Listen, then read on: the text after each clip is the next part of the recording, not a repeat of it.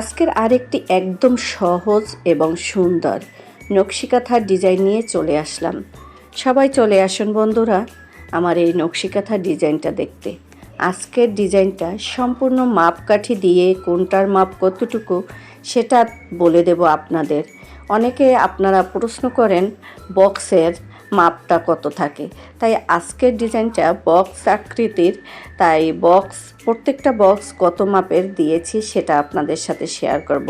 Drawing সহ আজকের ভিডিওটা সেলাই ধাপে ধাপে সম্পূর্ণ দেখবেন, কোনো প্রকার ভিডিওটি স্কিপ করবেন না, A to Z ফলো করুন। আর যদি আমার এই ভিডিওটা দেখতে গিয়ে এখন পর্যন্ত লাইক দিতে ভুলে গেছেন তাহলে ছোট্ট একটি লাইক দিয়ে দিন, দিয়ে আমার ভিডিওটা শুরু করে দিন দেখা। তাহলে আমি প্রথমে একটা ফ্রেমে কাপড়টা ভালো করে টান টান করে আটকিয়ে নিয়েছি। তারপরে আমি এখানে স্কেল নিলাম আর মার্কার নিলাম। এই মার্কার দিয়ে আমি এই ড্রয়িংটা করব। আর প্রত্যেকটা গড় আমি 6 ইঞ্চি পরিমাণে রাখবো, 6 ইঞ্চি বাই 6 ইঞ্চি, যেমন দৈর্ঘ্য এবং প্রস্থ দুটোই 6 ইঞ্চি হবে। সেটা আপনাদের সহজভাবে বলে দিচ্ছি। এই ঘরটা আপনারা 6 ইঞ্চি দৈর্ঘ্য এবং 6 ইঞ্চি প্রস্থ সেইভাবে এই ঘরগুলো এঁকে নেবেন। এখানে আমি ফ্রেমে অল্প কাপড়, সেজন্য আমার ঘরগুলো অল্প হয়েছে, ছোট হয়েছে। আর এখানে আমি আজকের যে ডিজাইনটা ড্রয়িং করব সেটাই দেখতে পারবেন ধাপে ধাপে। তাহলে আমার ভিডিওটি দেখুন এবং ড্রয়িংটাও দেখুন কিভাবে করি। আর ঘরের মাপটা তো, বক্সের মাপটা তো আমি বলেই দিলাম।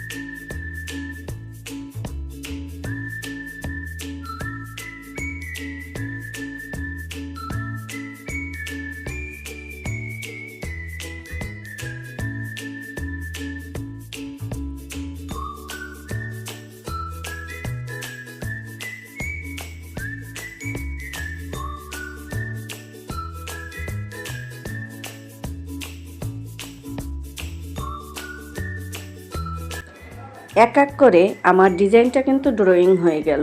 এখন আমি এখানে হালকা সবুজ সুতা নিলাম। এই সুতা দিয়ে আমি সেলাই কাজটা শুরু করে দিলাম। ভিতরে ছোট্ট একটা চেইন দিয়ে আবার একটু ডট টেনে আবার একটা ছোট্ট চেইন দিয়ে এই লাইনটা শুরু করলাম।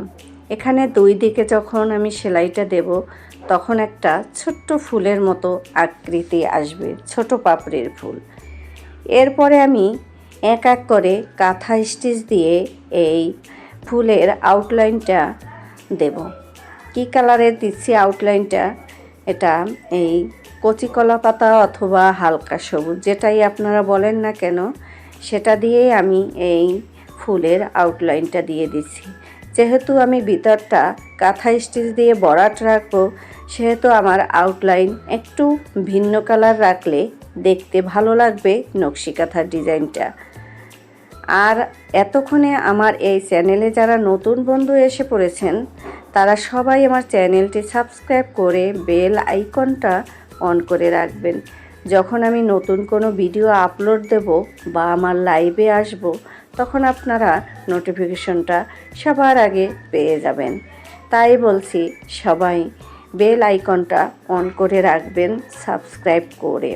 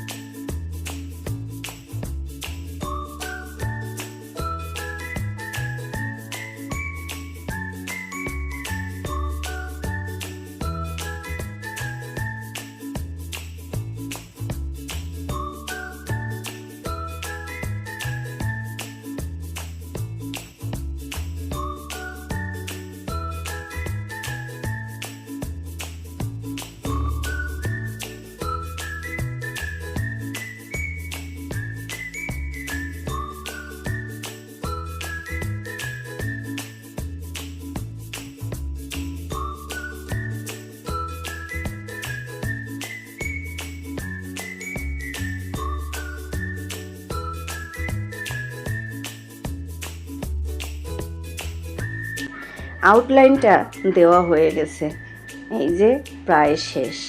দুই পাশে দেওয়ার পর প্রথমেই বলেছিলাম ফুলের মতো হবে, সেরকম কিন্তু হয়েছে। এখন আমি ভিতরে রানী গোলাপি সুতাটা ব্যবহার করব। এই কুসুম কালারের উপর রানী গোলাপি সুতাটা বরাবরই কিন্তু খুবই চোখে লাগে এবং দেখতেও খুবই সুন্দর লাগে, আর একটা নকশি কাঁথার জন্য পারফেক্ট একটা কালার। এই যে দেখুন, এখানে আমি কাঁথা স্টিচ দিয়ে দিচ্ছি এবং এই পাপড়িগুলো সম্পূর্ণ আমি কাঁথা স্টিচ দিয়ে ভরাট করব। তারপরে কিন্তু দেখতে ভালো লাগবে। এটা কিন্তু একদম গায়ে গায়ে কাঁথা স্টিচ হবে না, কাঁথা স্টিচটা সবসময় একটু ফাঁকা ফাঁকা হয়। আর যেটা একদম একটার পাশে আর একটা লাগানো থাকে ওটা কিন্তু যশোর স্টিচ। এখানেই অনেকে যশোর স্টিচে কাঁথা স্টিচ বলেন, আর অনেকে কাঁথা স্টিচ যশোর স্টিচ বলেন। আপনারা এই স্টিচটা ভালো করে শিখে নেবেন কোনটা কোন স্টিচ। এখানে কিন্তু আমি সম্পূর্ণ কাঁথা স্টিচ দিয়েছি। আর নিজের অসুস্থতার কারণে ভয়েস দিতেও গিয়ে বারবার মুখে বেঁধে যাচ্ছে কথা, কারণ ভয়েসটা গলা থেকে আসছে না, তাই একটু অন্যরকম হয়ে যাচ্ছে। ভুল ত্রুটি সবাই ক্ষমা সুন্দর দৃষ্টিতে দেখবেন।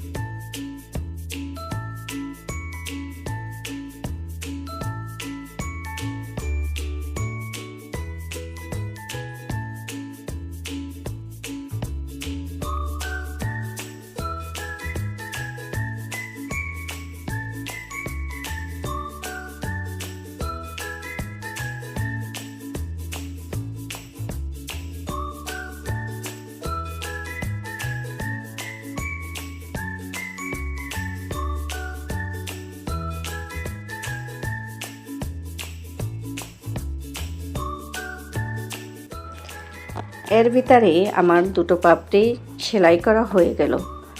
এখন আমি আরও দুটো পাপড়ি অফ ক্যামেরায় সেলাই করে নিয়েছি। দেখুন তো এটা কেমন হয়েছে, একটা ফুলের মতো হয়ে গেছে। চারটা পাপড়ি ভরাট করে নিয়েছি রানী গোলাপি সুতো দিয়ে। সুতাটাও আমি কি সুতা ব্যবহার করেছি পাশে দিয়ে দিয়েছি, দেখতে কিন্তু ভীষণ ভালো লাগছে। আর এখানে আমি সম্পূর্ণ নকশি কাঁথার সেটটা কেমন হয়েছে সেটা শেয়ার করলাম। তাহলে বলুন তো আজকের এই ডিজাইনটা, ড্রয়িং এবং সেলাই কেমন হয়েছে? ভালো লাগলে সবাই চ্যানেলটি সাবস্ক্রাইব করে সাথে থাকবেন। আমি খাদিজা সবসময় আপনাদের পাশে আছি। আল্লাহ হাফেজ।